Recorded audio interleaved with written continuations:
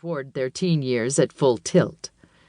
They are figuring out who they want to be, trying on personalities, seeking affiliations, asking questions about the world and their place in it.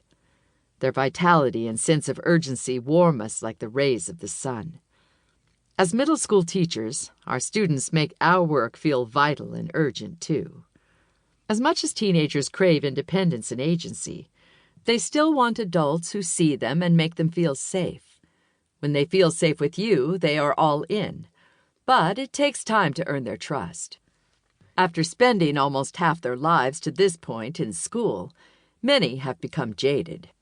If you listen to middle schoolers, they will tell you they want to enjoy school more than they do. They want to like your class more than they do. They want to learn. They know they have a lot to learn. Instruction, offering few opportunities for their self-expression and inquiry, bores and frustrates them. They feel disrespected at school. Teenagers have a strong sense of justice, and they rankle under rules for the sake of rules. They understand that many rules, like homework expectations and dress code policies, exist for institutional reasons that have everything to do with the sanity of adults and little to do with engaging young people in meaningful learning.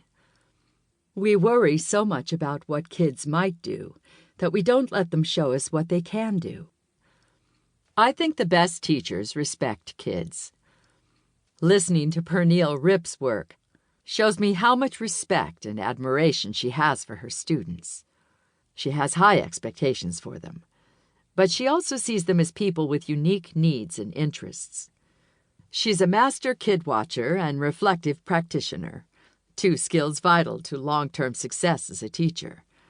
She doesn't have all of the answers, but she keeps asking smart questions about her own teaching practice.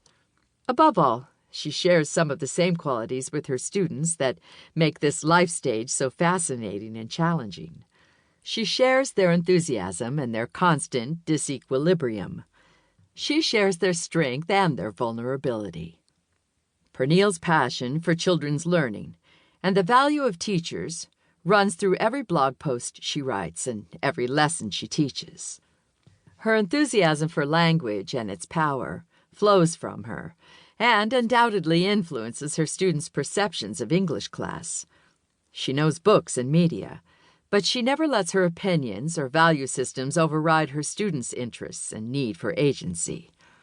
She fiercely protects her students' rights to meaningful learning and constructs classroom activities and rituals that value her students' voices over her own.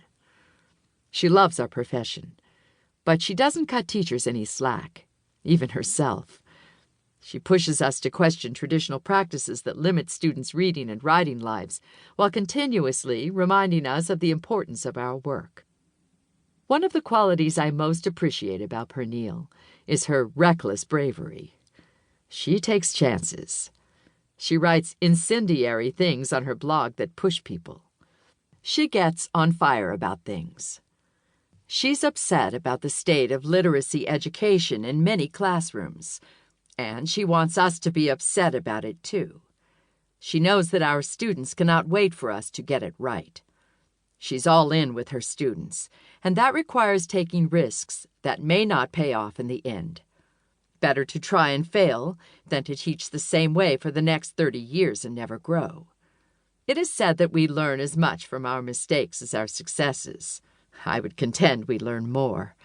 And Pernille is not afraid to make mistakes in her teaching, as long as she always keeps her students in front of her. I appreciate her willingness to challenge herself and challenge us by her example. Her humility in the face of failure and success inspires us all to try harder. She knows that she has a lot to learn. She reminds us that we all do.